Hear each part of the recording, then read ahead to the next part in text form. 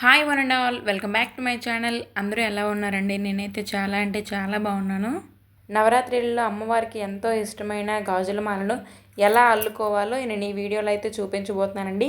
చాలా simple and easy ప్రాసెస్లో నేను చెప్తున్నాను.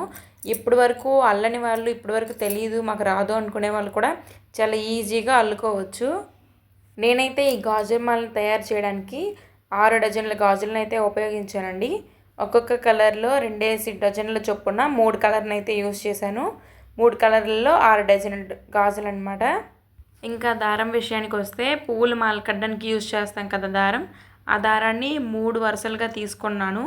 3 వరుసలుగా తీసుకున్న తర్వాత దారానికి పసుపు అయితే రాశాను. ఎందుకంటే అమ్మవారి మెడలో వేస్తాం కదా గాజుల మాలని, అందుకోసమని. ముందుగా అయితే కొంత దారాన్ని ముందుకు విడిచిపెట్టేసి అప్పుడు మధ్యలో ఒక చిన్న పీటముడిలాగా వేయాలండి. వీడియోలో చూపించిన విధంగా పీటముడిలా వేసేటప్పుడు దారాన్ని పూర్తిగా లాగేయకూడదు. కొంచెం ఆ రింగ్లో ఉండేటప్పుడే ముడిని టైట్ చేసి వదిలేయాలి. ఆ ముడిని ఏంటి అంటే గాజు లోపలికి దూర్చాక ఆ ముడి నుంచి తాడుని వెనక్కి లాగితే ముడి పడిపోతుంది. రండి, వీడియోలో చూపిస్తున్న విధంగా రింగ్ లోపలికి గాజును పెట్టేసి ఆ రింగ్ లోపల నుంచి ముందున్న దారాన్ని తీయాలి. ఆ ముందున్న దారాన్ని వదిలేయకుండా వెనక్కి లాగితే అక్కడ చిన్నగా జారుముడైతే పడిపోతుందండి. ఈ విధంగానే ఆ గాజులన్నీ కూడా సేమ్ అలానే కట్టుకోవాలి.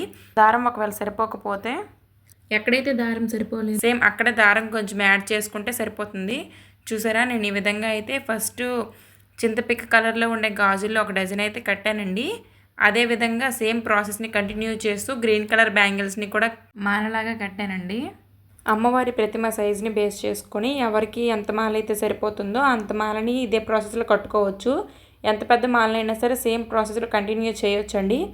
మాల కట్టడం మొత్తం పూర్తయ్యాక ముడి వేసుకోవాలండి. ముడి ఎలా వేసుకోవాలి అంటే, ఈ రింగు లోపల నుంచి ముందు దారాన్ని తీస్తున్నాం కదా, అది రింగులా తీస్తున్నాం. రింగులా కాకుండా పూర్తిగా దారాన్ని తీసేస్తే ముడి వచ్చేస్తుంది. మీరు కనుక మన వీడియోని ఫస్ట్ టైం చూస్తున్నట్టయితే ప్లీజ్ లైక్ చేయండి, షేర్ చేయండి, కామెంట్ చేయండి. మరిన్ని అప్డేట్స్ కోసం ఉషా మనీ 143 అనే ఛానల్ని అయితే సబ్స్క్రైబ్ చేసుకోండి. Thank you for watching guys.